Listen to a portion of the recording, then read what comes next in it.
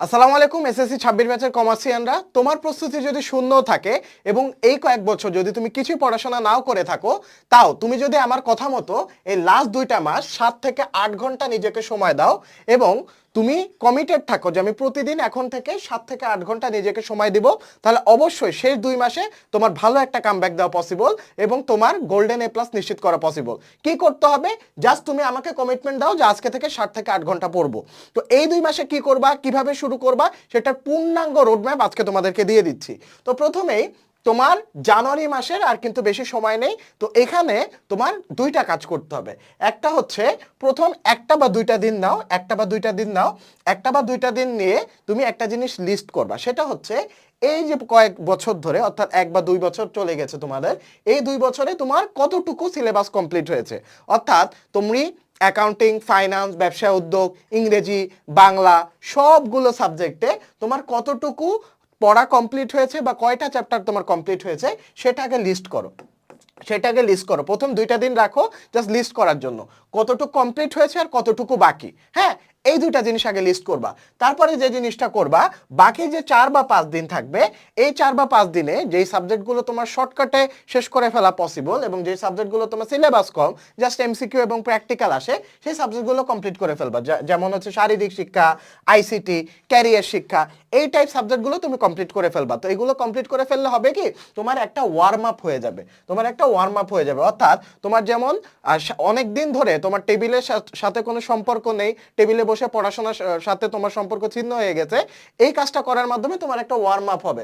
অর্থাৎ তোমার টেবিলে তুমি বসে পড়তে পারবা এবং টেবিলের সাথে একটা সম্পর্ক ক্রিয়েট হবে এবং পড়াশোনার যে অভ্যাসটা বা হ্যাবিটটা, যেটা থেকে তুমি দূরে চলে গিয়েছিলে, সেটা আস্তে আস্তে তোমার ব্যাক আসবে। তো এবং তোমার কনফিডেন্সটাও কিন্তু ব্যাক আসবে। অর্থাৎ তুমি যখন পড়াশোনা করবা 4 থেকে 5 ঘন্টা প্রথমে শুরু করতে পারবা, তারপরে পরের মাস থেকে কিন্তু অটোমেটিকলি তুমি 7 থেকে 8 ঘন্টা পড়াশোনা করলেও তোমার কিছু হবে না, কিন্তু তোমার অভ্যাসটাকে বানাতে হবে। তাই তোমার এই 4 বা 5 দিনে তোমার একটু প্রেশার নিয়ে এই যে ছোট ছোট সাবজেক্টগুলো আছে, শারীরিক শিক্ষা, আইসিটি, ক্যারিয়ার শিক্ষা, এগুলো এক ধাপে শেষ করে ফেলো। তারপরে ফেব্রুয়ারি থেকে তোমাদেরকে প্ল্যানটা বলি। ফেব্রুয়ারিতে আমরা হচ্ছে আমাদের যে সাবজেক্টগুলোতে সব থেকে বেশি ভয় পাই, যেমন হচ্ছে অ্যাকাউন্টিং, ফাইন্যান্স, তারপরে ইংরেজি, বাংলা, বিজ্ঞান, গণিত, হ্যাঁ বিজ্ঞান, গণিত, এই সাবজেক্টগুলোতে আমাদের কমার্সের স্টুডেন্টের সব থেকে বেশি ফোবিয়া কাজ করে বা ভয় কাজ করে। তো আমাদের ভয়টাকে আগে জয় করতে হবে। আমরা এই সাবজেক্টগুলোতে আগে ফোকাস দিব। কিভাবে ফোকাস দিব, কিভাবে কমপ্লিট করব, সেটা আগে বলতেছি।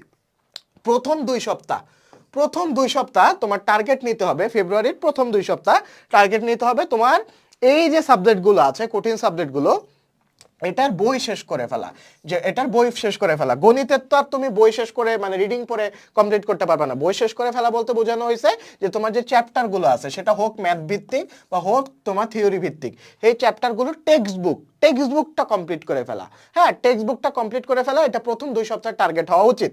তারপরে 2 সপ্তাহ যে কাজটা করবা, তারপরে 2 সপ্তাহ হচ্ছে আমরা প্র্যাকটিসে ঢুকবো। কিভাবে প্র্যাকটিসে ঢুকবো? তারপরে 2 সপ্তাহ আমরা হচ্ছে এমসিকিউ প্র্যাকটিস করব, তোমার বোর্ডের কোশ্চেন থেকে এমসিকিউ প্র্যাকটিস করব। প্লাস আমরা এমসিকিউ যখন প্র্যাকটিস করব, আমরা এই 4টা অপশন আছে, 4টা অপশন না দেখে উত্তর মুখস্থ করার চেষ্টা করব। এক্ষেত্রে এক ঢিলে 2 পাখি মারা হবে। এমসিকিউ যেমন তোমার সলভ হয়ে যাবে, প্লাস এক কথা উত্তরের জন্য কিন্তু তোমার এমসিকিউ টাইপের কোশ্চেন আসবে। অর্থাৎ এক কথা উত্তরে জাস্ট প্রশ্ন থাকবে, তোমার উত্তর মনে করে লেখা লাগবে। এক্ষেত্রে এমসিকিউ গুলো তোমার অপশন না দেখে মুখস্থ করার অভ্যাসটা করতে হবে। তোমাকে সবাই মোটামুটি বলবে যে প্র্যাকটিস করতে হবে, বোর্ড সলভ করতে হবে, কিন্তু কিভাবে পড়বা এবং কিভাবে তোমার অ্যাকচুয়ালি প্রিপারেশনটা নেওয়া উচিত সব সিলেবাসে এবং এই পরিস্থিতিতে তোমার কিভাবে তোমার নিজেকে খাপ খাওয়ানো উচিত, এই কথাটা কেউ বলতেছে না। আমি সবাইকে দেখতেছি যে তোমাকে গড় পড়তে একটা কমন সাজেশন দিচ্ছে, সেটা হচ্ছে এটা পড়ো, টেক্সট বুক পড়ো, আর হচ্ছে তুমি প্র্যাকটিস করো। কিন্তু প্র্যাকটিস কিভাবে করা উচিত এই জিনিসটাই কেউ বলতেছে না। তো এমসিকিউটা তোমরা হচ্ছে 4টা যে অপশন থাকবে, অপশন না দেখে জাস্ট উত্তরটা মুখস্থ করার চেষ্টা করবা। এক্ষেত্রে তোমার এক কথায় উত্তরের যে প্রিপারেশন, সেটাও না হয়ে যাবে। তো তোমার এবার কিন্তু একটা ক্রুশিয়াল রোল প্লে করবে এমসিকিউ এবং এক কথায় উত্তরে। আগে যেমন সৃজনশীলে বেশি মার্ক ছিল, এখন কিন্তু এমসিকিউ আর এক কথায় উত্তর মিলে তোমার 35 মার্ক। তো এই জিনিসটা তোমার মাথায় রাখতে হবে। এমসিকিউ হচ্ছে 30 মার্ক আর এক কথায় উত্তরে 7টা থেকে 5টা অ্যান্সার দিতে হয়, অর্থাৎ 5 মার্ক। তো এখানে কিন্তু তোমার ভালো একটা এফোর্ট দিতে হবে। আগের মতো তুমি যদি জাস্ট সৃজনশীল এফোর্ট দিয়ে যাও, তাহলে তাহলে কিন্তু কোনো লাভ নেই। কারণ এখন হচ্ছে তোমার পরিবর্তিত সিলেবাসে বা পরিবর্তিত মানবন্টনে তোমার এক কথায় উত্তরও তোমার মনে রাখতে হবে। তারপরে যে কাজটা করবা পরের 2 সপ্তাহ তো জাস্ট তোমরা এই জিনিসগুলো দেখে যাবা। হ্যাঁ, তো মার্চ মাস শুধু আমরা রেখেছি শুধু ডেডিকেটেড রিভিশনের জন্য। তো এই মার্চ মাসে তোমার একটু প্রেশার নিতে হবে।